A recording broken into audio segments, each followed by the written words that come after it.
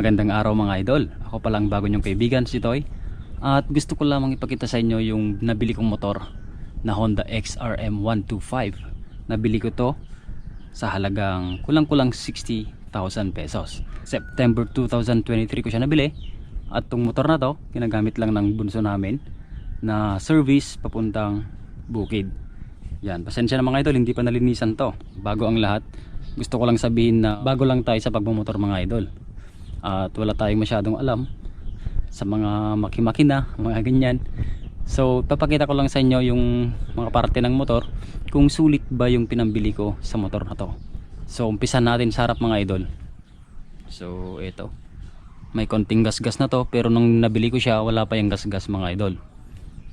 Saka dito nagkagasgas na rin. Yan, pasensya na idol, hindi pa nalilinis ng motor. Yan.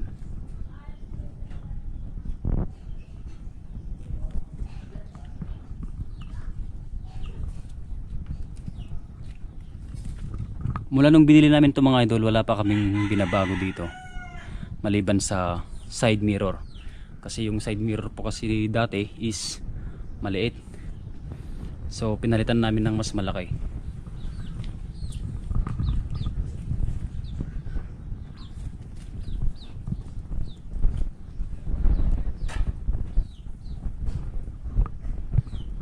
At nung nabili namin ito mga idol, saktong 7,000 yung odo nito.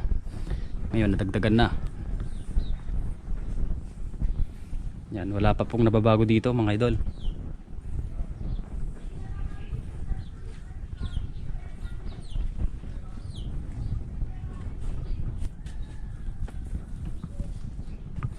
So yan po yung motor natin mga idol.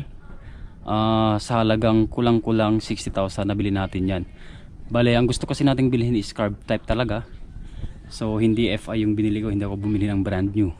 Paki-comment naman po kung sakto lang yung pinambili natin. 59,000 po yung eksaktong presyo.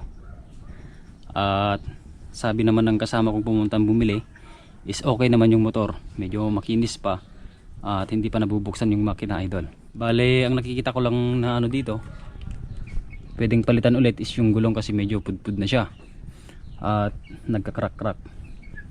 Yan, stock po kasi yung gulong nito mga idol. Ay oo nga pala, dagdag ko na rin yung gulong dito sa harap. Napalitan na rin pala to ng dating may-ari. At yung papel nito mga idol is kompleto na. May deed of sale na. Lahat-lahat naka-renew na rin tong motor na to. So paki-comment naman po kung ano yung pwedeng baguhin dito sa motor, madagdag, mabawas, or ano pa, kasi wala po tayong kaalam-alam talaga. No, pasensya na. Bago lang po tayong nagkaroon ng hilig sa motor. So ito na nga. Okay mga idol, hanggang dito na lang. At sana makabasa ako ng mga comment na makakatulong sa akin kung anong magandang gawin dito sa motor.